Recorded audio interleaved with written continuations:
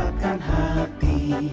Negeri ini memanggilmu kawan, belajar bergerak berbagi. Assalamualaikum warahmatullahi wabarakatuh.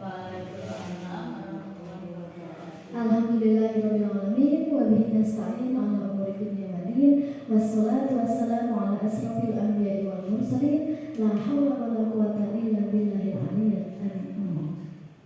Amma ba'du. Bapak Ibu guru yang saya hormati, pada kesempatan kali ini saya Ibu Dewi Waratia akan menyampaikan susunan acara pada siang hari ini.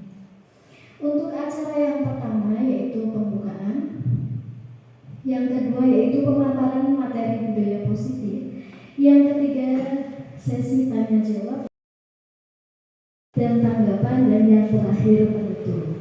Untuk yang pertama yaitu pembukaan, marilah kita buka pemaparan materi pada siang hari ini dengan bacaan basmalah bersama. Bismillahirrahmanirrahim. Untuk acara yang kedua yaitu pemaparan materi tentang budaya positif kepada Ibu Gilang Asri Pratiwi SPD, dipersilakan. Assalamualaikum warahmatullahi wabarakatuh. Terima kasih atas kesempatan yang sudah diberikan. Yang terhormat Kepala Sekolah SDN Batembo 1 serta Bapak Ibu Guru SDN Batembo 1 yang saya hormati. Terima kasih atas kesempatan yang sudah diberikan untuk saya untuk melakukan aksi nyata pada modul 1.4 tentang budaya positif di sekolah. Setelah pemaparan ini diharapkan nanti kita bisa untuk menerapkan budaya positif di sekolah kita yang tercinta ini. Nah, apa itu budaya positif? Mari bersama-sama kita belajar tentang apa yang sudah saya pelajari di pendidikan guru penggerak. Kita sama-sama belajar dan menerapkannya di sekolah kita. Yang pertama, isi materinya yang pertama yaitu perubahan paradigma. Yang kedua, teori motivasi, hukuman, penghargaan dan restitusi. Kemudian ada kebutuhan dasar manusia. Dan yang keempat, apa itu restitusi? Yang pertama yaitu perubahan paradigma. Cobalah buka. Sekarang kita akan melakukan simulasi. Saya mohon kesediaan dari Bapak Ibu 2 orang untuk membantu saya di depan untuk melakukan simulasi. Monggo, siapa yang bersedia membantu saya? 2 orang. Bu Leni dan Bu Ho bisa berdiri di sini. Bu Ho berdiri di sini menghadap ke depan dan Bu Leni berdiri di sini menghadap ke depan. Nah, sekarang kita melakukan simulasi cobalah buka. Anda dan teman Anda akan melakukan kegiatan cobalah buka. Bu Ho sebagai A itu tugasnya adalah mengepalkan tangan, menggenggam sesuatu yang menurut Bu Ho itu sangat berharga. Digenggam erat-erat di kepala tangan Bu Ho. Kemudian Bu Ho perlu menjaga benda tersebut sekuat tenaga agar itu tetap terjaga karena begitu pentingnya yang ada di genggaman itu untuk kehidupan Anda. Sedangkan Bu Reni adalah sebagai rekan B yang mencoba dengan segala cara untuk membuka kepala tangan dari Bu Ho. Bu Reni boleh membujuk, menghardik, mengintimidasi, memarahi, menggoda, menggelitik, bahkan menawari uang agar bersedia untuk membuka kepala tangan. Nah, apa yang akan terjadi? Monggo. Bu Ho, itu kepalanya itu isinya apa sih? Ini isinya rahasia. Rahasia. Kalau boleh buka itu nanti buat saya. Tolong dibuka itu apa sih? Saya penasaran sekali, kayaknya itu barang berharga. Nggak boleh, pokoknya ini tidak boleh dibuka sama siapapun. Kalau nanti kepalanya dibuka, terus tak kasih uang 10 juta mau? 10 juta. 10 juta loh, 10 juta banyak loh. 10 juta itu kalau kerja lama sekali boleh ya, boleh apa enggak?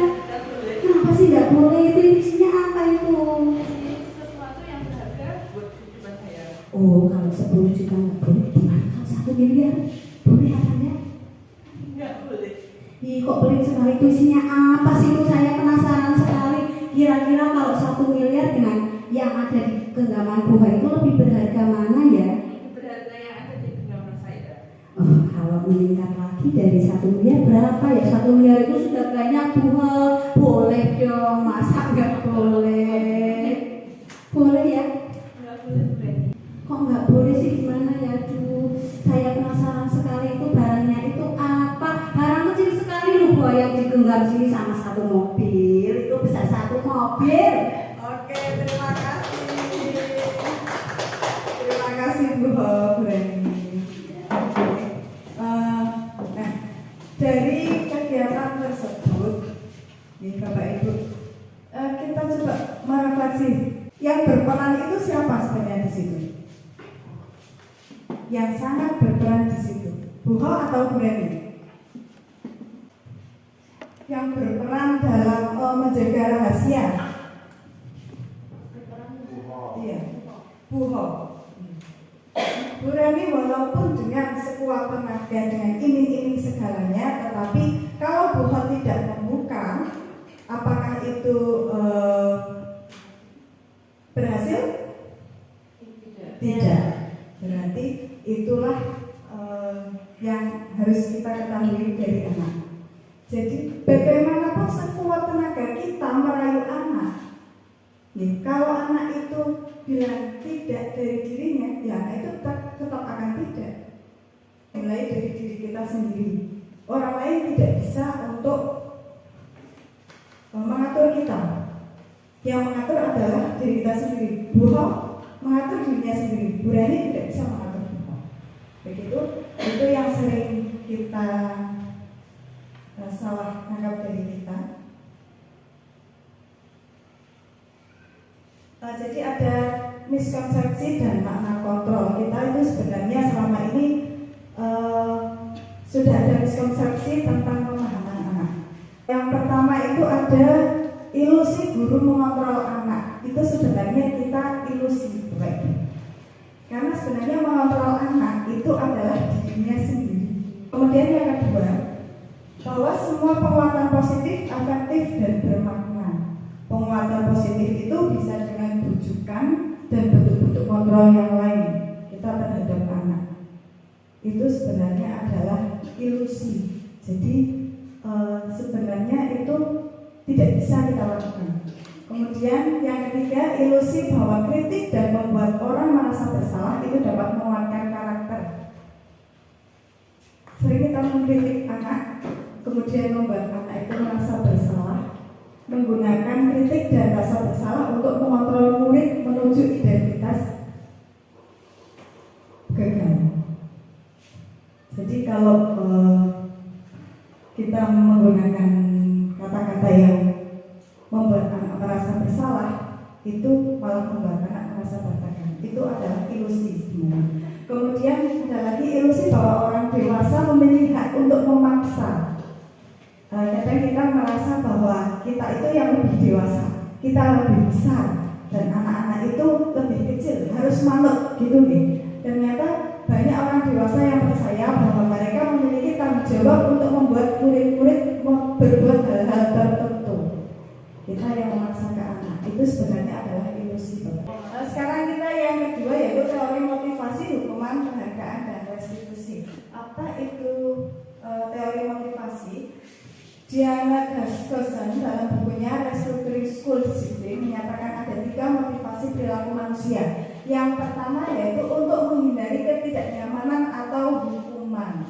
Yang kedua ada teori motivasi karena untuk mendapatkan imbalan atau penghargaan dari orang lain. Dan teori yang ketiga yaitu untuk menjadi orang yang merdeka, yang mereka inginkan dan menghargai diri sendiri dengan nilai-nilai yang mereka percaya. Nah, dari ketiga motivasi ini, menurut Bapak Ibu, yang bagus kita lakukan yang motivasi yang nomor berapa, Bapak Ibu?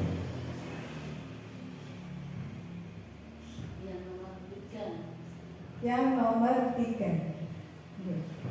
Motivasi yang nomor 3 ini, tujuan dari disiplin positif adalah menanamkan motivasi yang ketiga pada murid-murid kita, yaitu untuk menjadi orang yang mereka inginkan dan bisa menghargai diri sendiri dengan nilai-nilai yang mereka percaya. Nilai-nilai tadi, keyakinan tadi yang mereka percaya. Ketika murid kita memiliki motivasi tersebut, mereka telah memiliki motivasi intrinsik yang berdampak jangka panjang. Motivasi yang tidak akan terpengaruh pada adanya hukuman atau hadiah. Mereka tidak peduli apakah ada hadiah atau tidak, mereka tetap melakukan tersebut karena itu adalah motivasi intrinsik. Mereka akan tetap berperilaku baik dan berlandaskan nilai-nilai kebajikan karena mereka ingin menjadi orang yang menjunjung tinggi nilai-nilai yang mereka hargai. Nah, di sini ada hukuman dan penghargaan. Kita baca bersama nih Bapak Ibu. Ada Iva. Iva itu kurang menguasai pelajaran matematika, sehingga pada saat pelajaran tersebut dia lebih banyak berdiam diri atau menggambar di buku pelajarannya. Pada saat guru matematikanya, Pak Seno, menanyakan pertanyaan, Iva menjadi gugup dan tak sengaja menjatuhkan tasnya dari kursi, serta tiba-tiba menjadi gagap pada saat berupaya menjawab. Seluruh kelas pun tertawa melihat perilaku Iva yang berbicara tergagap dan terkejut. Pak Seno pada saat itu membiarkan teman-teman Iva menetapkan Iva yang tergagap dan malu luar biasa, dan malahan minta Iva untuk maju ke depan dan berdiri di depan kelas sambil menunjuk hidungnya karena tidak bisa menjawab pertanyaan dari Pak Seno. Kelas semakin gaduh dan anak-anak pun tertawa melihat Iva di depan kelas memegang ujung hidungnya. Berarti dalam hal tersebut Iva dipermalukan. Apakah Bapak Ibu setuju dengan tindakan Pak Seno terhadap Iva? Tidak setuju. Alasannya karena Pak Seno tidak memahami apa yang terjadi dengan Iva, tapi dia sudah memvonis langsung Iya. Iva bersalah. Menurut Anda, tindakan Pak Seno terhadap Iva adalah sebuah hukuman atau konsekuensi? Iva maju ke depan kelas, kemudian menunjuk hidungnya, itu adalah sebuah hukuman atau konsekuensi?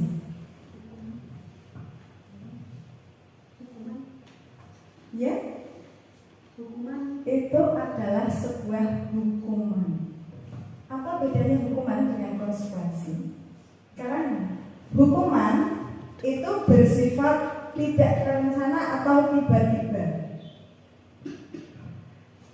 Anak atau murid tidak tahu apa yang akan terjadi dan tidak dilibatkan dalam hukuman itu.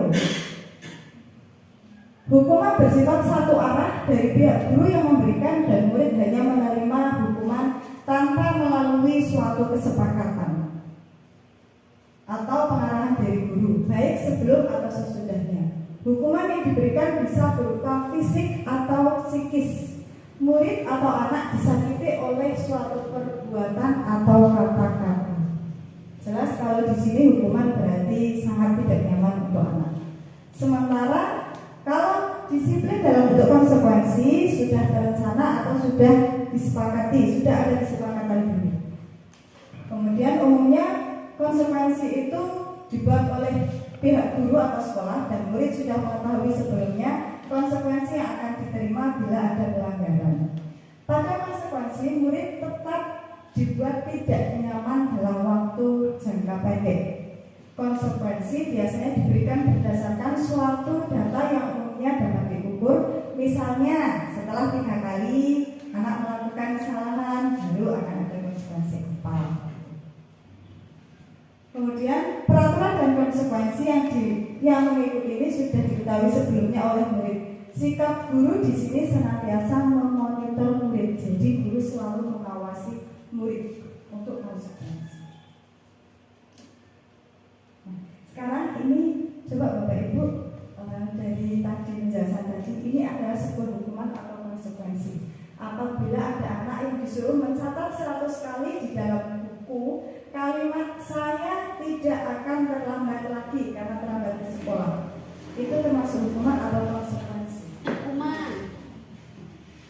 Lari mengelilingi lapangan basket 2 kali karena terlambat hadir di sekolah, hukuman. Tadi hukuman itu bisa berupa fisik gitu. Kemudian membersihkan coretan yang dibuatnya di meja tulis, konsekuensi. Murid diminta untuk push up 15 kali karena tidak menggunakan masker di sekolah. Satu lagi, menggantikan kertas tugas teman yang telah dicoret-coret, Konsekuensi. Nah, sekarang ada lagi kasus teman dihukum oleh penghargaan. Penghargaan dan hukuman itu sesuatu yang berbeda nih Bapak Ibu. Tapi ternyata ada dihukum oleh penghargaan. Di sini ceritanya Ibu Anas, guru kelas 2 SD, mendapatkan masalah. Murid-muridnya tidak bisa tertib berdiri antri di depan pintu kelas dan selalu berebut masuk ke dalam kelas setelah jam istirahat usai. Ini tentunya sangat mengganggu proses pembelajaran di mana kelas tidak dapat mulai tepat waktu karena Ibu Anas sibuk untuk menenangkan murid-muridnya dalam jangka waktu yang lama. Akhirnya, Bu Anas berpikir cepat dan mengandalkan stiker bintang. Stiker bintang ini diberikan setiap murid-muridnya akan masuk kelas usai jam istirahat. Bu Anas akan mengiming-imingi muridnya dengan stiker bintang. Siapa yang dapat berdiri lurus dan berbaris rapi antri di depan pintu dapat bintang dari Bu Anas. Sebagian besar murid-muridnya menyambut tantangan tersebut dan langsung berdiri rapi di depan pintu agar mendapatkan stiker bintang. Nah, hal ini terus dilakukan Bu Anas selama beberapa minggu. Jadi Bu Anas berhasil dalam hal ini mengandalkan stiker bintangnya. Karena cukup berhasil membuat murid-muridnya berdiri rapi antri di depan pintu, sampai pada suatu saat Bu Anasnya sakit. Dan Bu Anas digantikan oleh Pak Heru. Pak Heru tidak tahu jika ada stiker bintang yang diberikan ke anak, jika anak bisa berbaris rapi. Dan benar saja, pada saat mau masuk ke kelas usai jam istirahat, murid-murid kelas 2 kembali berebut masuk kelas. Apa yang terjadi? Apakah Pak Heru bisa menenangkan anak-anak? Berikan penghargaan stiker bintang. Kedisiplinannya itu terpaksa karena untuk memperoleh penghargaan. Tepat Tapi sekali. kalau penghargaannya tidak ada, mereka tidak sukarela disiplin. Nggih, tepat sekali Ibu. Nggih, jadi disiplinnya itu bukan karena diri sendiri, tetapi karena ada suatu penghargaan yang mereka inginkan. Dan saat penghargaan itu tidak ada, mereka kembali lagi karena tidak ada motivasi diri-dirinya sendiri. Nah, itulah dihukum oleh penghargaan. Jadi sepertinya nampaknya anak itu iya bisa kita kendalikan, tetapi ternyata kita tidak bisa mengendalikan karena itu bukan dari dalam diri anak.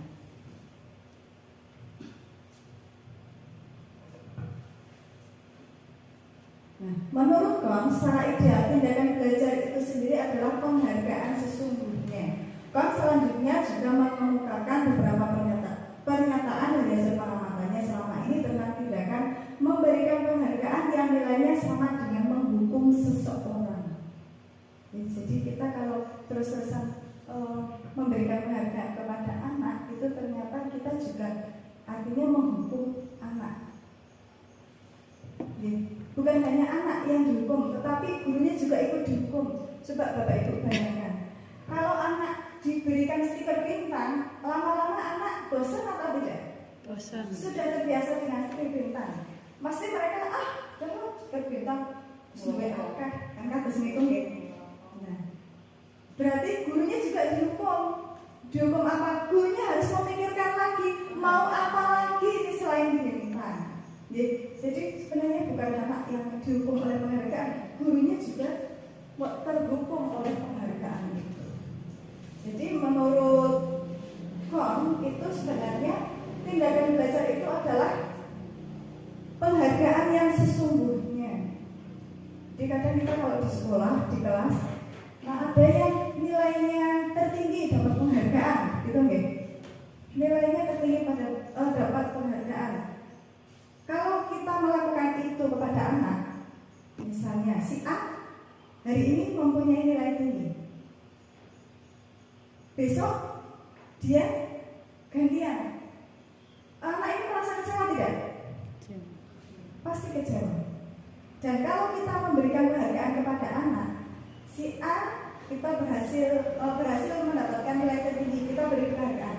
Anak-anak yang lain, apakah mereka juga tidak berhak untuk mendapatkan penghargaan? Apakah mereka juga tidak belajar? Berhak. Inilah tindakan belajar itu adalah penghargaan yang sesungguhnya. Jadi yang menjadi prioritas nilainya itu bukan siapa yang tertinggi, tetapi apa yang sudah mereka pelajari. Itulah yang menjadi dasar utama kita. Ya, jadi seberapapun meningkatnya pengetahuan anak, meningkatkan keterampilan anak, ya itulah proses yang mereka alami. Kita tidak bisa membandingkan anak yang satu dengan anak yang lainnya. Ya, jadi nilai itu tidak hanya diukur oleh angka. Nah, sekarang bagaimana untuk menjembatani itu? Kita menggunakan yang namanya restitusi. Restitusi adalah sebuah pendekatan untuk menciptakan disiplin positif. Nah, sekarang sebagai seorang guru, ketika murid Bapak Ibu melakukan kesalahan, tindakan mana yang Bapak Ibu akan lakukan? Apakah menunjukkan kesalahannya dan meminta melihat kesalahannya baik-baik? Ataukah mengatakan, kamu seharusnya tahu bagaimana kamu seharusnya bertindak? Atau yang ketiga, mengingatkan murid akan kesalahannya yang sama di waktu sebelumnya. Kamu pernah juga melakukan ini, sekarang diulangi lagi. Kemudian, ataukah mau bertanya, kenapa kamu melakukan sesuatu yang seharusnya tidak kamu lakukan? Atau mengkritik dan mendiamkannya? Bertanya padanya. Bertanya padanya, kenapa kamu melakukan sesuatu yang seharusnya tidak kamu lakukan? Kalau ini dilakukan, pertanyaan ini dilakukan ke anak, berarti kita itu sudah membuat anak itu merasa menjadi anak yang gagal. Karena pertanyaan kita seolah-olah kita memojokkan anak. Kamu sudah melakukan ini kemarin, sekarang kamu ulangi lagi. Itu artinya adalah ada identitas gagal di sini. Nah, bagaimana sih sebuah cara menanamkan disiplin positif pada murid? Kita menggunakan yang namanya restitusi. Restitusi adalah proses menciptakan kondisi bagi murid untuk memperbaiki kesalahan mereka sehingga mereka bisa kembali pada kelompok mereka dengan karakter yang lebih kuat. Ini menurut dosen tahun ini. Restitusi adalah proses kolaborasi yang mengajarkan murid untuk mencari solusi untuk masalahnya sendiri dan membantu murid berpikir tentang orang lain seperti apa yang mereka inginkan dan bagaimana mereka harus memperlakukan orang lain. Jadi kalau restitusi ini ada masalah dari anak yang menyelesaikan sendiri. Sesuatu yang kita yakini, nilai-nilai kebajikan yang kita yakini, yang kita sepakati dalam suatu kelas. Jadi Bapak Ibu bisa membuat keyakinan kelas agar anak itu bisa memunculkan nilai kebajikan yang mereka ingin kuasai. Okay. Untuk membuat keyakinan kelas, Bapak Ibu bisa berdiskusi dengan anak keyakinan apa yang ingin mereka yakini. Okay. Karena kalau keyakinan kelas itu adalah dari diri sendiri. Jadi motivasinya dari diri sendiri. Misalnya anak berbuat salah, kalau mereka sudah menyepakati ada keyakinan kelas, maka mereka akan kembali ke jalan yang benar. Inilah jalan yang benar kita, keyakinan kelas kita. Keyakinan kelas sebenarnya tidak terlalu banyak, sehingga mudah diingat dan dipahami oleh semua warga kelas. Kemudian semua keyakinan yang ingin dikuasai anak itu bisa Bapak Ibu catat, kemudian tempelkan pada poster atau dinding, yang kemudian dihias dirapikan di dinding kelas agar mudah terbaca oleh anak. Kemudian keyakinan kelas dilekatkan di dinding yang di tempat yang mudah dilihat untuk semua warga kelas. Contoh keyakinan kelas pada kelas 1 mungkin bisa dituliskan, setiap anggota kelas perlu belajar, setiap anggota kelas perlu senang, setiap anggota kelas perlu melakukan tugas dan saling menghargai, merasa aman. Jadi anak itu bisa bertanggung jawab pada dirinya sendiri tentang keyakinan yang mereka percaya. Kemudian ada keyakinan kelas 5, selalu bersikap positif, menjadi diri yang baik, percaya dan menghormati, kemudian berkomitmen terhadap setiap tugas dan senantiasa selalu membantu. Itu keyakinan kelas mungkin yang bisa Bapak Ibu terapkan di kelasnya masing-masing. Kemudian kita juga belajar tentang kebutuhan dasar manusia. Nah, ini ada pertanyaan. Ibu Ambar, wali kelas 2A di Pelita Hati, sedang bingung menghadapi ulah salah satu murid di kelasnya yang bernama Doni. Beberapa anak di kelas 2A telah datang pada Ibu Ambar dan mengeluhkan Doni yang seringkali meminta bekal makan siang dengan paksa. Jika Anda menghadapi situasi seperti itu, Ambar, apa yang akan Anda lakukan? Kalau ada murid yang seperti Doni, Bapak Ibu mau memperlakukan yang bagaimana? Kira-kira apa alasan Doni melakukan itu? Mengambil bekal menurut temannya. Kira-kira alasannya apa ya Doni? Mungkin karena lapar dan tidak membawa bekal. Lapar dan tidak membawa bekal, bisa saja. Ada alasannya Bapak Ibu? Okay. Ingin mencicipi bekal teman. Mencicipi bekal teman. Iya, boleh. Iya. Banyak sekali nih motifnya Doni nih. Nah, sekarang untuk menghadapi situasi yang seperti itu, Bapak Ibu itu butuh yang namanya kebutuhan dasar manusia. Kebutuhan dasar manusia itu ada 5, Bapak Ibu. Yang pertama yaitu untuk bertahan hidup. Yang kedua, kasih sayang dan rasa diterima. Ada kebebasan, ada kesenangan, dan ada penguasaan. Yang dilakukan oleh Doni apa itu? Untuk kebutuhan bertahan hidup. Bertahan hidup itu berarti hubungannya dengan survival nih. Kita kebutuhan yang bersifat fisiologis untuk bertahan hidup, misalnya kesehatan, rumah, makanan. Nah, kebutuhan biologis sebagai bagian dari proses reproduksi termasuk kebutuhan untuk tetap bertahan hidup. Nah, dalam kasus Doni di atas itu, apabila jawaban Doni ketika ditanya oleh Ibu Ambar adalah karena ia lapar dan orang tuanya tidak membawakannya bekal makan siang, maka kebutuhan dasar yang berusaha dipenuhi oleh Doni adalah kebutuhan untuk bertahan hidup. Ya, jadi kita harus tahu alasan anak mengapa anak itu melakukan sesuatu. Nah, dengan kita tahu seperti ini, kita bisa mengarahkan anak apa tindakan kita ke anak. Ini Bapak Ibu ya. Ini kebutuhan yang pertama, yaitu kebutuhan bertahan hidup. Yang kedua, kasih sayang dan rasa diterima. Kebutuhan untuk disayangi dan diterima meliputi kebutuhan akan hubungan dan koneksi sosial, kebutuhan untuk memberi dan menerima kasih sayang, dan kebutuhan untuk merasa menjadi bagian dari kelompok lain.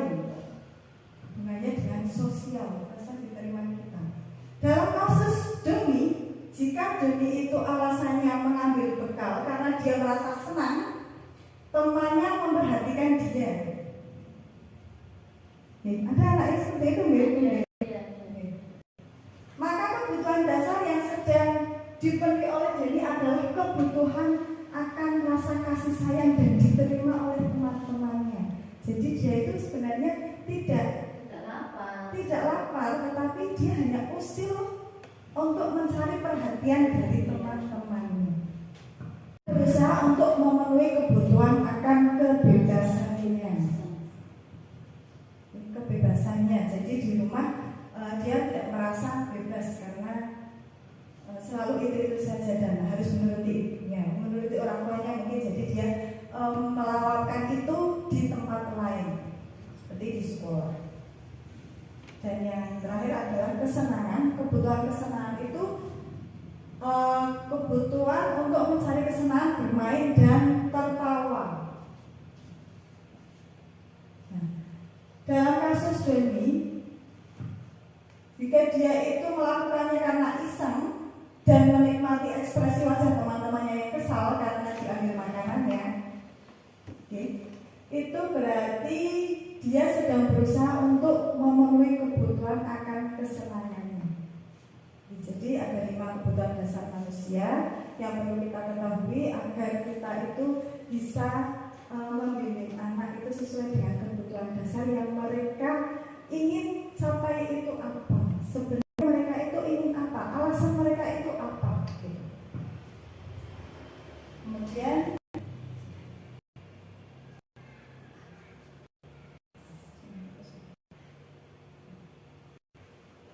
ada posisi kontrol. Nah, posisi kontrol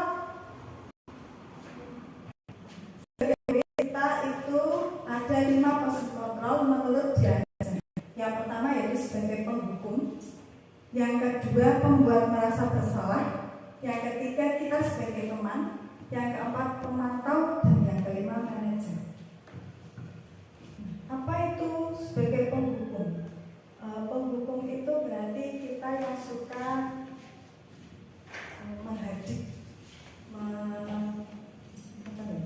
dengan suara tinggi, bahasa tubuh, matanya melotot, kemudian menunjuk, menghadik, berbicara terlambat lagi, pasti terlambat lagi, selalu datang terlambat. Kapan berapa waktu? Kira-kira kalau kita sebagai murid ada yang berbicara seperti itu, perasaan kita bagaimana begitu? Takut. Ada rasa takut. Ada rasa sedih. Ada rasa kecewa, kesal, bercampur gitu rasanya nih. Nah, kalau sebagai penghukum, kita kalau menghukum itu apakah ada hasil baik untuk anak? Bapak Ibu dulu di sekolah apakah mungkin pernah ada bayangan saya dulu pernah seperti ini, katanya pasti ada ini. Nah, itu. Kalau ada seperti itu, apakah akan teringat atau kan mudah Teringat selalu. Jadi dendam atau bersifat agresif. Bahkan bisa jadi sesudah kembali duduk murid tersebut akan kembali lagi untuk melakukan kesalahan. Jadi tidak ada pokoknya dari murid. Teman, kalau kita sebagai teman itu berarti kita menganggap murid itu satu level dengan kita, sama. Kita sama-sama sebagai teman. Jadi kita bicara dengan anak itu dengan sambil tertawa, sambil tersenyum, sambil bergurau. Kalau kita sebagai teman seperti itu sebenarnya baik atau tidak nih Bapak Ibu? Kita dengan anak seperti teman sendiri. Tidak. Karena kalau seperti itu kita jadi tidak dihargai, kita jadi disamakan dengan mereka, bahasa mereka, gaya mereka. Gitu Bapak Ibu. Jadi sebagai teman itu baik jika di suatu situasi tertentu, tetapi kalau di semua situasi itu sebagai teman itu kurang baik. Kemudian yaitu sebagai pemantau. Kalau kita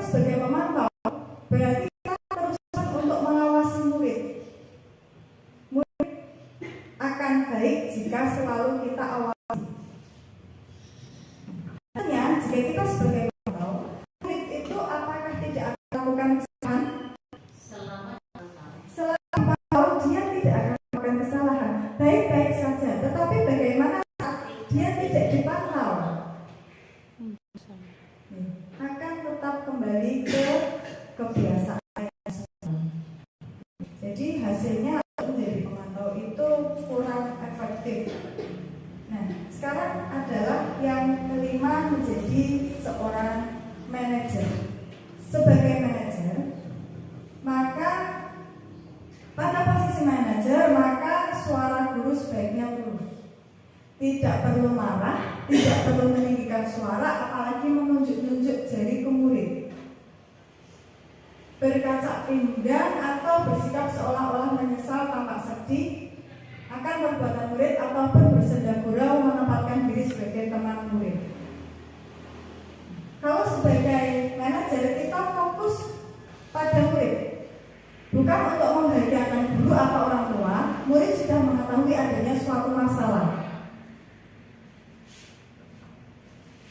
dan suatu itu terjadi. Bila guru mengambil posisi pemantau, guru akan melihat apa konsekuensinya atau apa peraturannya. Namun pada posisi manajer, guru akan mengembalikan tanggung jawab pada murid untuk mencari jalan keluar permasalahannya, tentu dengan bimbingan guru. Jadi kalau manajer, kita yang memanajeri murid. Kita tidak perlu lagi dengan adanya menghukum atau peraturannya bagaimana atau yang lainnya, tetapi murid itu ada suatu masalah dan solusinya dikembalikan kepada murid sebagai tanggung jawab murid. Nah, bagaimana kita seharusnya membudayakan budaya positif untuk anak jika ada suatu masalah dan perlu kita mencari solusi? Kita menggunakan sebuah restitusi.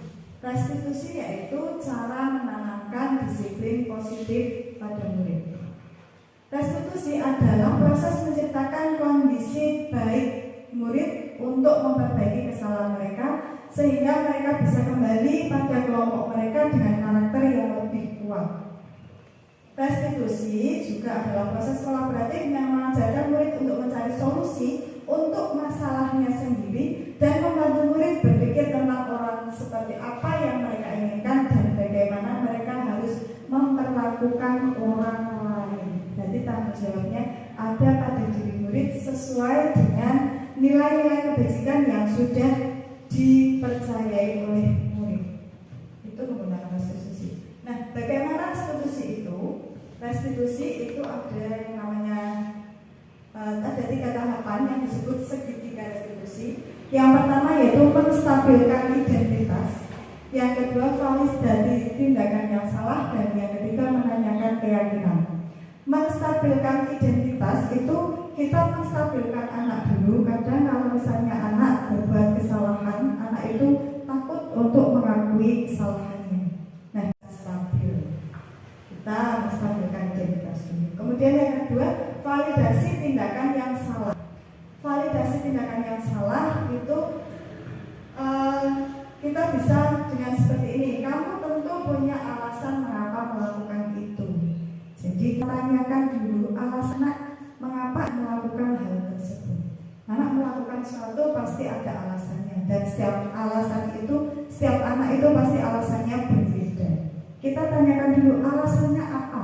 Jadi kita tahu kebutuhan dasar anak yang perlu kita luruskan, yang perlu kita berikan itu apa, mereka itu butuhnya apa. Kemudian yang ketiga yaitu menanyakan keyakinan. Saat mereka melakukan kesalahan, keyakinan mereka itu apa? Apakah seperti itu baik untuk mereka? Dan keyakinan yang mereka percaya itu apa? Mereka kembali ke keyakinan yang mereka. Kita kembalikan mereka ke jalan yang benar. Kalau kita sudah mempunyai kesepakatan kelas, kita bisa menggunakan kesepakatan kelas. Keyakinan kelas apa yang kita sepakati?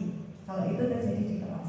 Kemudian kalau secara personal kita bisa menanyakan, kamu ingin menjadi orang yang seperti apa?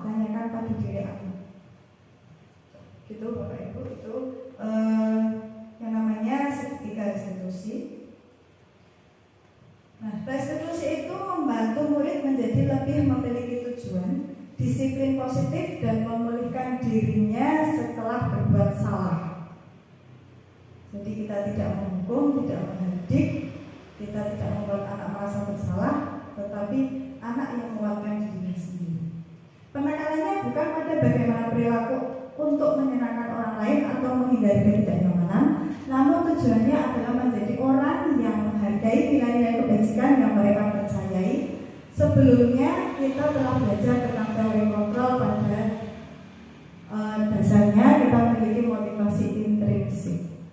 Ini teori kontrol yang sudah kita pelajari tadi. Kemudian ada peluang luar biasa bagi murid untuk bertumbuh ketika mereka melakukan kesalahan. Kadang kita itu belajar dari kesalahan gitu Pak Ibu. Begitu juga dengan anak-anak. Anak-anak pun juga kadang mereka belajar dari kesalahannya. Jadi setiap kesalahan mereka itu kita bisa gunakan untuk sebagai proses pembelajaran. Bukankah pada hakikatnya begitulah kita dalam belajar, murid perlu bertanggung jawab atas perilaku yang mereka pilih. Namun mereka juga dapat memilih untuk belajar dari pengalaman dan membuat pilihan yang baik di waktu yang akan datang. Ketika guru memecahkan masalah perilaku mereka, murid akan kehilangan kesempatan untuk mempelajari keterampilan yang berharga untuk hidup mereka. Restitusi yang membedakan dengan program disiplin lainnya. Yang pertama, restitusi bukan untuk menebus kesalahan, namun untuk belajar dari kesalahan. Yang kedua, restitusi itu memperbaiki hubungan. Jadi kalau ada restitusi, tidak ada yang tersakiti, tidak ada yang merasa disakiti. Hubungannya akan tetap baik. Yang ketiga, restitusi adalah tawaran, bukan paksaan. Jadi bukan hukuman yang harus dilakukan, tetapi tawaran apa yang akan dilakukan. Yang keempat, restitusi menuntut untuk melihat ke dalam diri. Restitusi itu menanyakan keyakinan yang ada pada diri anak. Berarti menanyakan pada diri anak, melihat ke dalam diri anak. Yang kelima, restitusi mencari kebutuhan dasar yang mendasari tindakan. Kebutuhan dasar tadi ada 5 nih. Yaitu mencari kebutuhan dasarnya itu apa? Yang ingin dikuasai anak. Nilai-nilai kebajikan apa yang dipercaya oleh anak. Yang kedelapan, restitusi itu menguatkan. Kemudian yang kesembilan, restitusi fokus pada solusi, bukan pada permasalahan dan pada hukuman apa yang akan diberikan kepada anak, tetapi pada solusi apa.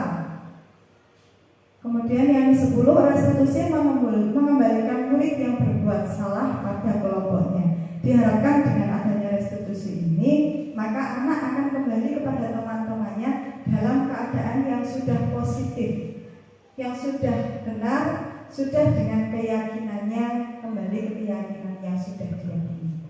Nah, ini ada video tentang restitusi, Bapak Ibu, bisa saya tampilkan. Kemarin saya sudah praktek dengan anak. Kira-kira contohnya seperti ini kalau restitusi. Assalamualaikum Bu. Waalaikumsalam. Saya Iya Mbak, kita duduk di sana. Mbak Anita tahu kenapa dipanggil? saya tidak melakukan tugas. Bagus, kalau Mbak Anita sudah paham.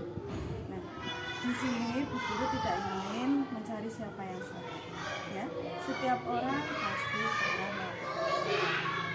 Coba Mbak Anita ceritakan pada Bu Guru apa alasannya kenapa Mbak Anita sampai terlambat dan tidak mengerjakan PR. Semua anak kemarin saya diajak orang tua saya Jadi neneknya sakit, semoga nenek cepat sembuh ya Mbak. Terus kenapa sampai tidak mengerjakan tugas?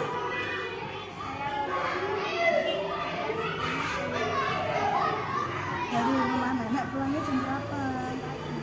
Pagi, langsung berangkat ke sekolah. Makanya Mbak Anita berangkat sampai terlambat. Apa Mbak Anita bangun kesiangan sampai terlambat ke sekolah?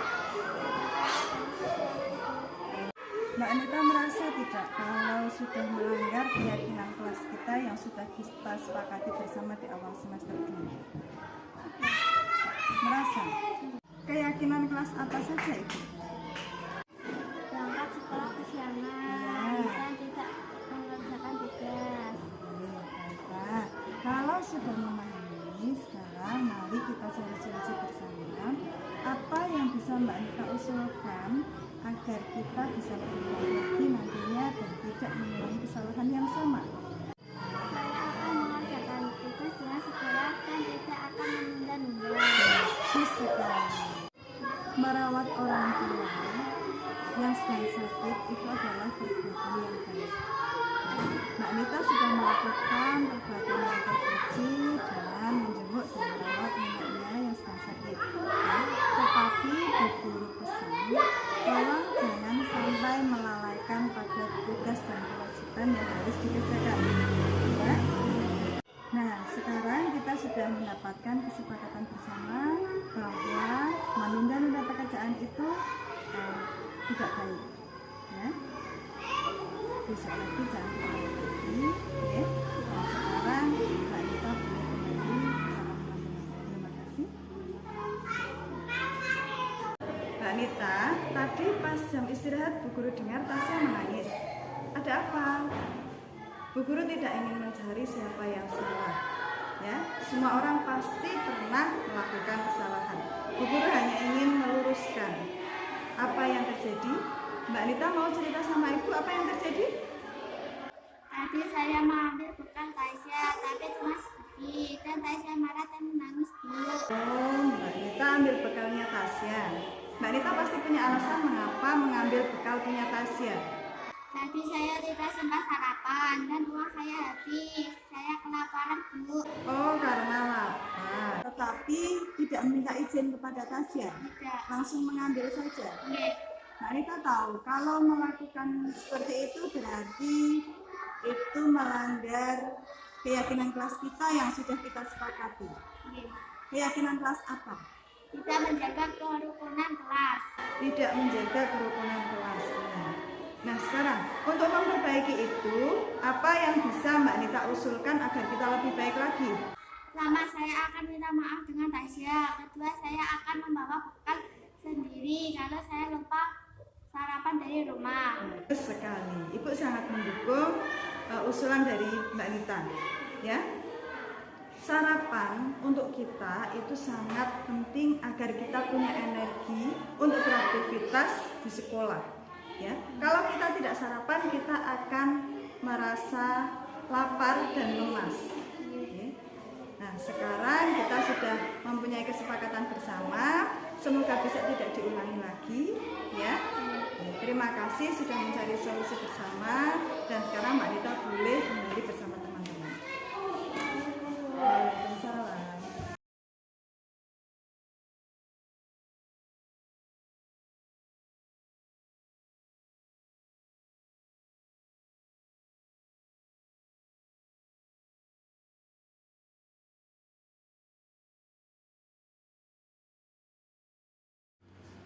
Assalamualaikum warahmatullahi wabarakatuh. Perkenalkan, nama saya Adivia Anita Safitri.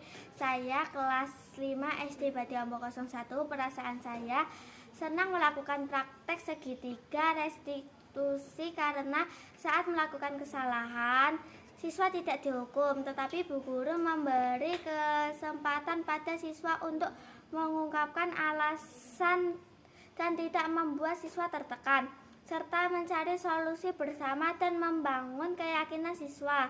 Wassalamualaikum warahmatullahi wabarakatuh.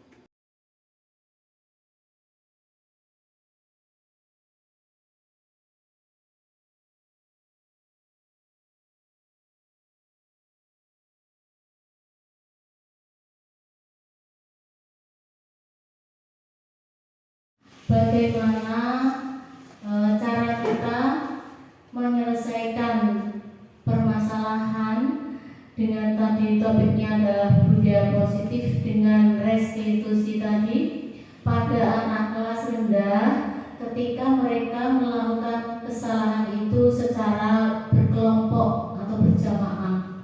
Karena saya kadang-kadang menjumpai jadi anak itu tidak sendirian melakukan kesalahan, tapi mereka itu ternyata setelah saya telusuri mereka itu berantai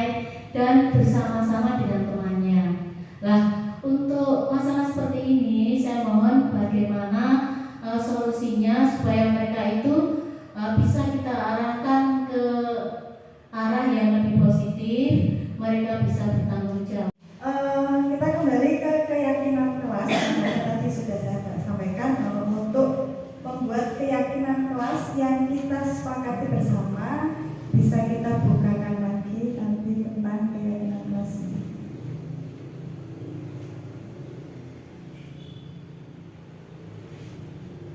Ini kita membuat keyakinan yang akan disepakati oleh satu kelas. Baik anak itu kelas 1, anak kelas 2, kelas 3, kelas 4 maupun kelas 5 atau kelas 6, itu anak sudah bisa diajak untuk berdiskusi tentang keyakinan mereka, apa yang mereka sepakati untuk kita bersama dalam satu kelas.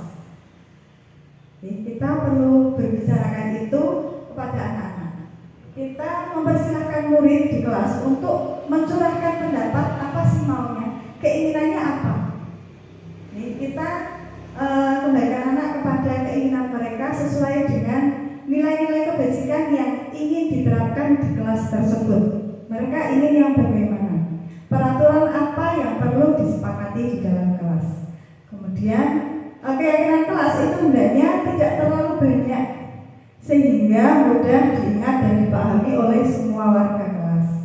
Yang ketiga, mencatat semua masukan dari murid di papan tulis atau kertas.